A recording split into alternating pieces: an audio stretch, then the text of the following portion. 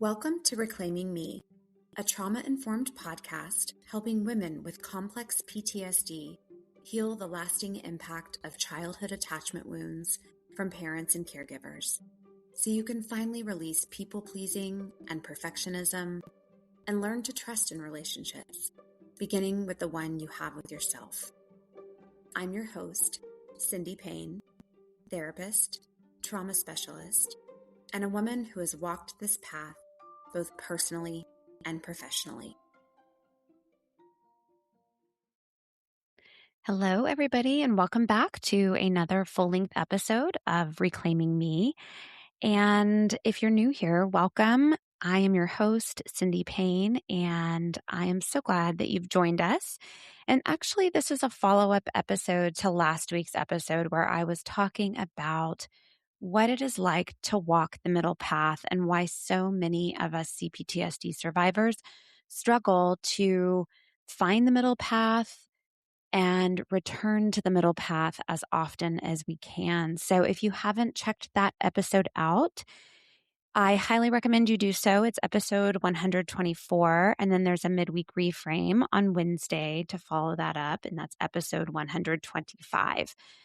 And so in thinking about preparing for this week's episode, I wanted to give a little bit of an extension on what it feels like to reconnect with physical sensations after we have experienced trauma.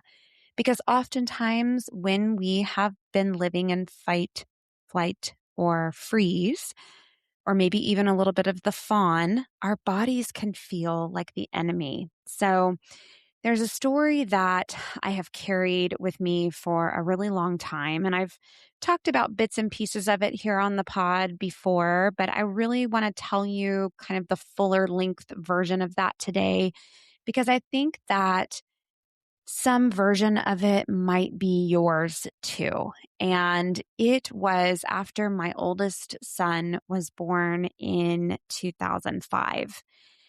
And I want to be really clear here that from the outside, everything looked fine. I was a new mother.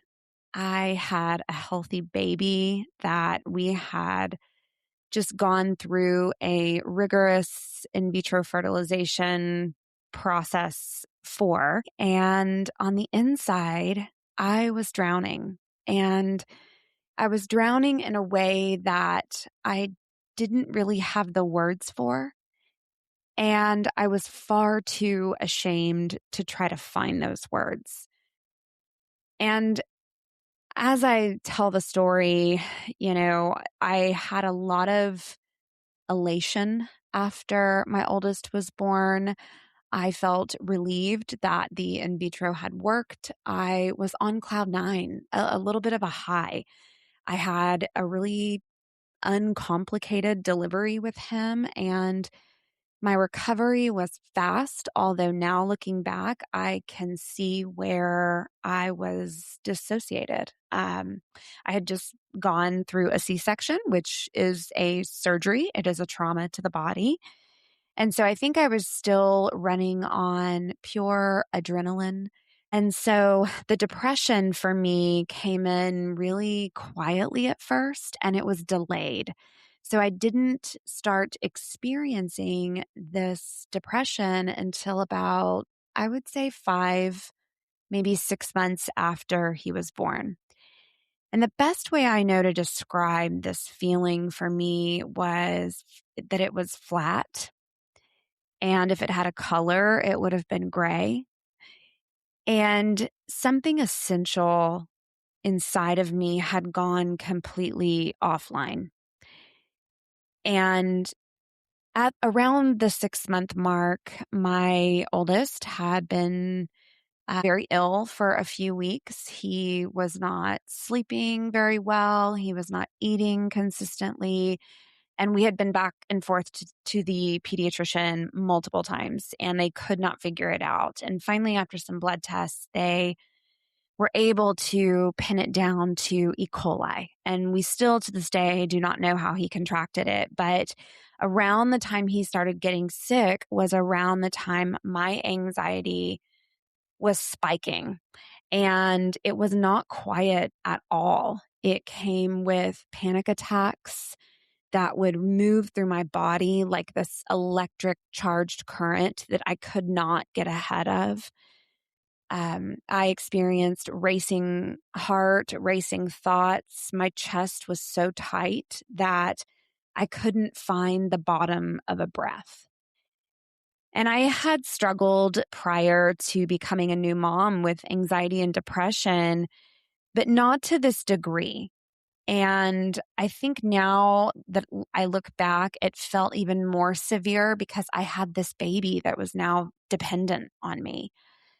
And it was a terror inside of me that had no single object that I could pinpoint, but somehow it had attached itself to the most unbearable one that I could find, and that was my son. And specifically, it was the fear that something was going to happen to him, that he was going to die, that I was going to lose him. And I could not turn this fear off in my mind or in my body. And I want to say that again because I know how many of you know this particular flavor of postpartum fear and have never heard it said out loud by someone who was supposed to have it all together. I had intrusive thoughts. I had relentless thoughts about my child dying. And I was convinced, completely viscerally convinced, that my body was turning on me. Not just my mind, but my body. And the panic attacks felt like a betrayal. It was, the racing heart. It felt like it was malfunctioning. The way that my nervous system would spike at nothing at all, at a sound, at a shadow, at my own reflection, even. It all felt like evidence that something inside of me was fundamentally, irreparably broken. And I carried all of that in silence for years, actually, after the postpartum, hit its rock bottom. I had so much shame that I couldn't even really talk about it or find the words to describe it. So that is where we are starting today. And so if you haven't experienced postpartum, if, maybe you don't have kids, but maybe you've experienced the spikes of anxiety and the low lows of depression, you can still, I think, get something out of today's episode. And I do think that this is one of the most important episodes that I have recorded yet, because really what we're doing is we're talking about reconnecting with physical sensations after trauma. So why the body so often becomes a source of fear for CPTSD survivors, and what was actually happening in my body during that postpartum season, and how I slowly and imperfectly found my way back through mindfulness and meditation. And here is really what I hope that you walk away with today. And that is number one, trauma stores itself in the body.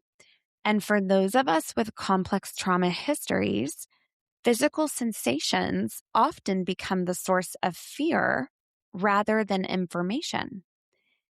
And that is not a character flaw. Again, I've said this before on this pod, it is an adaptation. But I did not know this at the time. Number two, your body is not the enemy. So even in the most terrifying moments, the panic, the shutdown, the bracing, your body is trying to communicate something. It is not trying to betray you. It is trying to protect you with maybe the only tools that it's ever had thus far.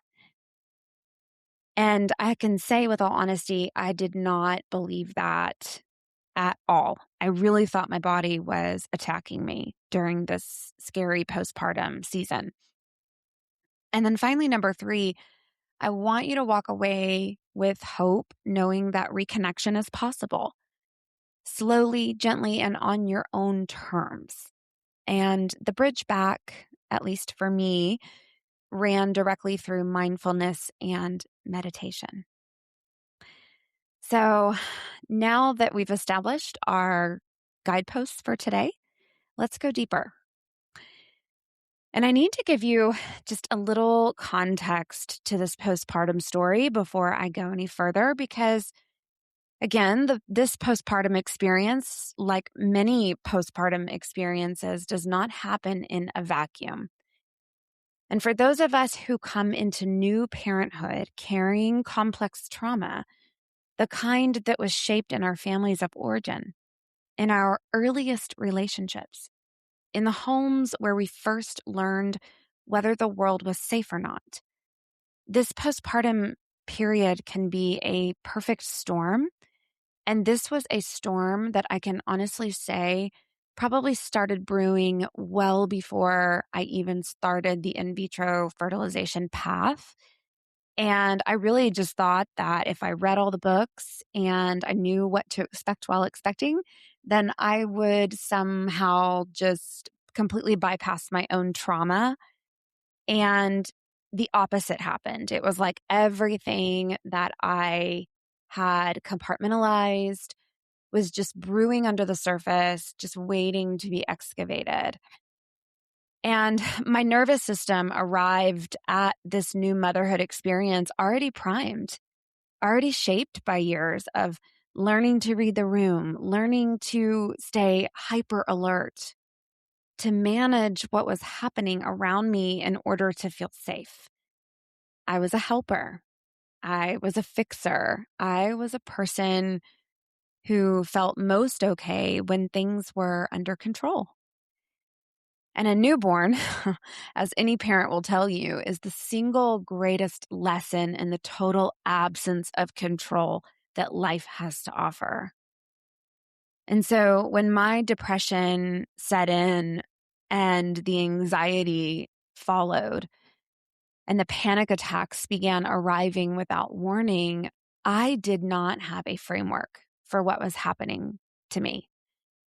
What I had was shame and a deep, unshakable belief that this was not supposed to be happening to me, that I should be able to feel the joy, that something was wrong with me for not feeling it the way that I thought I was supposed to. And it was extra confusing because, like I said, the first 6 months were pretty blissful, I would say.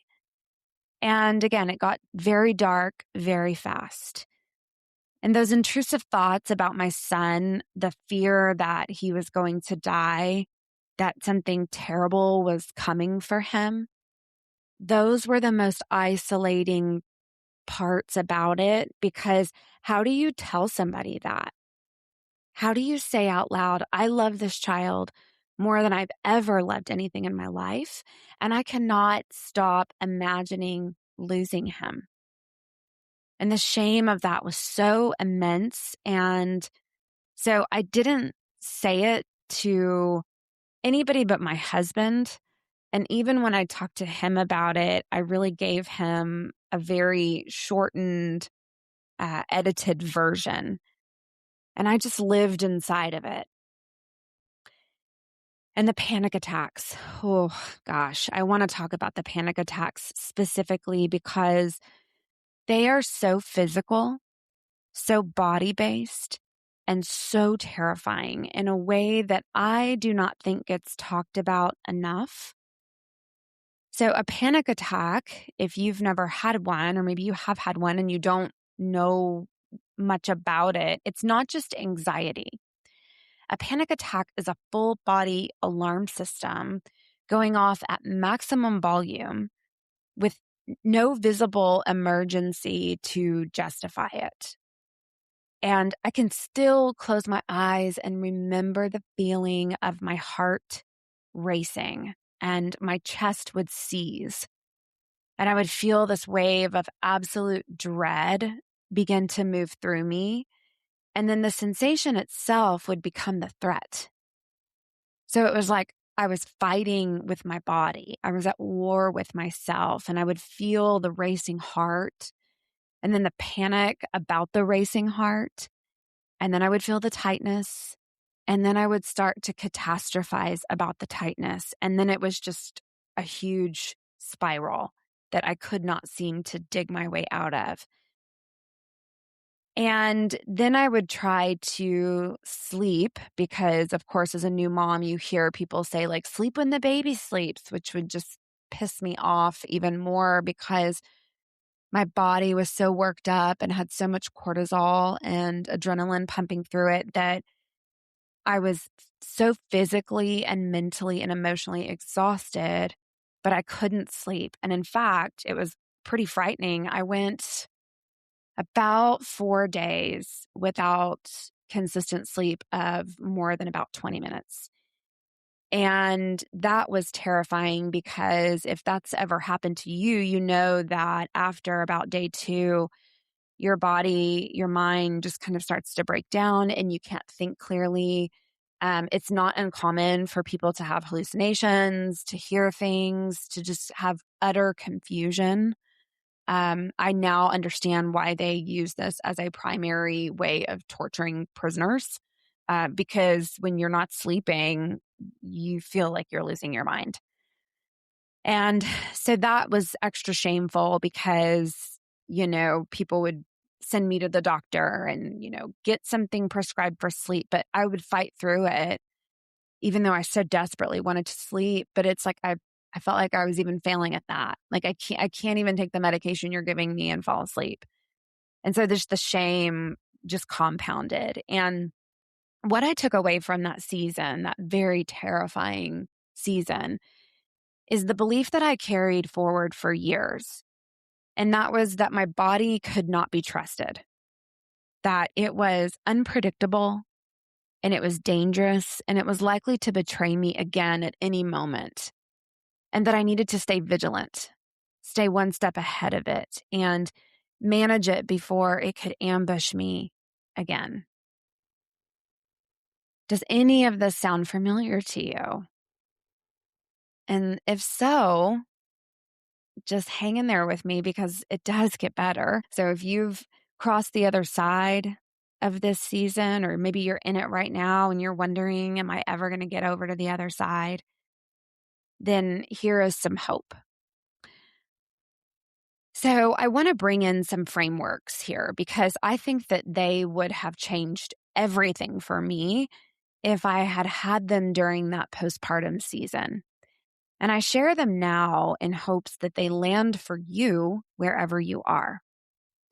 And the first is from Dr. Bessel van der Kolk, his work. He's a psychiatrist. I've mentioned him here before on the pod. He's a trauma researcher as well, whose work has fundamentally changed how we understand what trauma does to the human body. And his central argument, and the title of his most well-known book, is that the body keeps the score. And what that really means is that trauma is not just a psychological experience that we process and then we move on from it. It is a physiological event that leaves a mark in the body itself, in the nervous system, in the way we breathe, the way we hold tension, the way we respond to sensation long after the original threat has passed. And for CPTSD survivors, those of us who experienced chronic relational early trauma, this is especially significant because the body has been keeping the score for a very long time. And it has learned through years of experience that certain sensations are dangerous. So in my case, a racing heart meant threat. My tightness in my chest meant to brace. And that a wave of dread meant something is inevitably coming. And these associations were not irrational. They were learned. They were accurate once upon a time.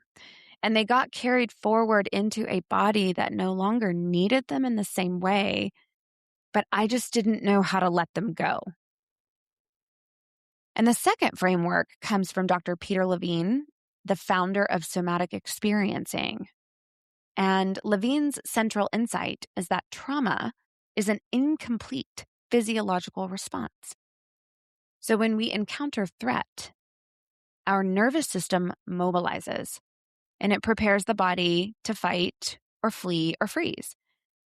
And when we can't complete that response, so when we freeze, when we collapse, when the threat is chronic and inescapable, the mobilization gets stuck and the body holds onto that and it keeps trying to complete it in the form of tension, panic, hypervigilance, intrusive sensation, etc.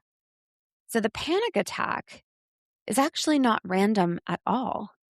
It is the bracing that is not a malfunction, but rather it's the body still trying to complete something that it started a very long time ago. And I so wish that I would have known that then, because I think it would have helped me know that there was an end in sight and that there was a way out. And then we have the concept of interoception. I've talked a little bit about this on the pod before, but just a refresher that interoception is the brain's ability to sense the internal state of the body. And research shows that trauma disrupts interoceptive processing. So we either become really hyper attuned, reading every sensation as a potential catastrophe, or we go numb and we stop registering the sensations altogether. And for those of us who have been living in one of these two extremes, the idea of simply noticing the body neutrally without the story, without the alarm, can feel almost impossible. But here is what I want you to hear. The fact that your body has been sending signals that feel like threat does not mean that it is broken. It actually means that it has a very sophisticated, very well-trained alarm system that learned its calibration in a really hard school. And alarm systems can be recalibrated, but it happens slowly and it has to happen with the correct support and with a lot of patience and compassion and empathy. So the turn, this is where mindfulness and meditation and finding your way back enters on the scene. And I have to tell you that I did not arrive at mindfulness gracefully. I want to be just really honest about that. I arrived at it desperately after years of trying to manage my body from the outside through staying busy, staying productive, staying one step ahead of whatever sensation was about to arrive. And again, that strategy worked beautifully until 6 months into motherhood. And I don't really remember, to be honest, the exact moment or the exact practice that first got through to me. What I remember is the quality of it. This invitation to just notice it, not to fix it or control it, not to make the sensation go away, but just to be present with it. And I remember thinking almost immediately that this was either going to be the most useful thing that I had ever tried or absolutely impossible. There was no solution for this. And it was both. It was both for me for a long time. Because after I did finally receive some treatment for my postpartum depression and anxiety, it was this long army crawl out of this really narrow, scary tunnel. And back in 2005, 2006, it was still pretty early on, I would say, in a lot of the somatic work that we have access to today. And not that many practitioners were talking about that. So this was the era where you went to your birth checkup and they gave you a little pamphlet about postpartum depression and they sent you home after your OBGYN checkup. And that was that. And so I did get on some medication for anxiety and depression. And I would have to go and meet with my psychiatrist regularly. And I was seeing a talk therapist at the time. But again, there was no mention, absolutely no mention of mindfulness or meditation. And so I do remember finding my way back to this little yoga studio. And I was so hopeless, and my body and my brain had been through what felt like war. But I would find yoga classes in the evenings when my husband had gotten home from work and could spend time with the baby so that I could go to this yoga class in the evenings. And maybe that's where it all began. In fact, now that I'm talking about it, it's getting a little bit clearer. I can remember sitting on my mat and just the tears just streaming down my face because I was so alone. And I had so much shame about this. And gosh, it's even hard to talk about today. But again, it's so important because there was that seed of hope that like I didn't really even fully understand what my body and my brain really needed on my yoga mat. But I do remember I kept going back, and it was this one teacher, and she was soft and she was inviting, and it taught me grace. It taught me a little bit of surrender, I think. And so, yeah, that was really kind of like my reconnection with yoga and how I kind of learned to find my way back to the middle path. And this practice of mindfulness that goes hand in hand with yoga, I'm drawing here from Jon Kabat-Zinn, who is really one of the foundational voices in bringing mindfulness into Western medicine and psychology, is really all about paying attention on purpose in the present moment without judgment. And for trauma survivors, that last part in the present moment is where everything lives without judgment. Because what made the panic attacks, I think, for me so unbearable was not just the sensation, but it was the story that I was telling myself about the sensation. I can remember how frightened I felt when my heart would race. But what made it a full spiral was this story of this means that something is wrong and that I am broken and that I cannot trust my own body and I cannot be trusted to be a mother with this baby. I mean, that's how deep it went for me. I felt like I was being punished. And mindfulness alone does not make the sensation disappear. Rather, what it does slowly with practice is it creates a small space between the sensation that you're having and the story. And in that space, something becomes possible that was not possible before. And that's curiosity. And I do remember the first time I stayed with it in a sensation instead of fleeing it. And I was sitting in a meditation, not knowing what I was doing. And I think I was probably judging myself on how bad of a meditator I was. But I stayed with it. And I remember feeling the familiar tightening in my chest. So the one that usually sent me straight into management mode. But instead of immediately trying to breathe it away or distract myself or catalog everything that might have been wrong with me, I remember just watching it and naming it and saying, there is a tightness in my chest. And I breathed into it, not to make it go away, but just to signal to my nervous system that I was not going to run. And I remember the first time when I did this and it passed. It didn't spiral. It came, I acknowledged it, and then it moved through me. And that was not a cure, but it was a single moment in what has been a very long practice for me.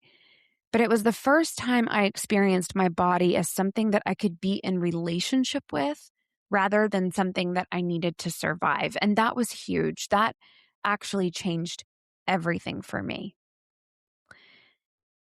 And so here are a few concrete practices that have been most useful for me and that I offer to clients working in this territory. And the first is what I call naming without interpreting. So when a sensation arises, I invite you to practice saying what it is without immediately telling the story of what it means.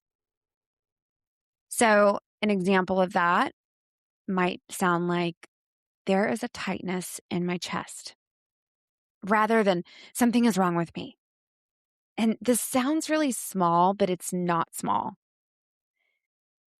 The second is the stop practice. And this is a micro mindfulness moment, and it's borrowed from MBSR, which stands for mindfulness-based stress reduction. So stop what you're doing. Take one breath. Observe. What are you feeling in your body right now without the story? So maybe it's some pressure. Maybe it's some tingling. Maybe there's a dull ache. Just notice. And then proceed. It takes about 30 seconds and it interrupts the automatic escalation cycle before it gains momentum.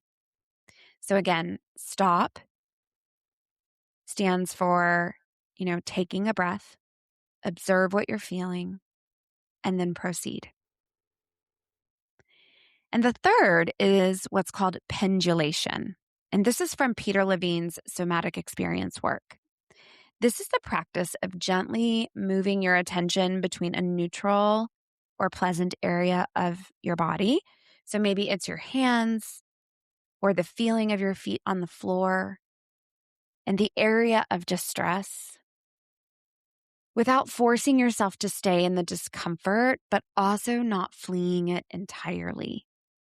So moving between the two, teaching your nervous system that it can approach and retreat and not be destroyed by either. And finally, and this one is less of a technique and more of a permission. Your path back to your body does not have to run through your mind.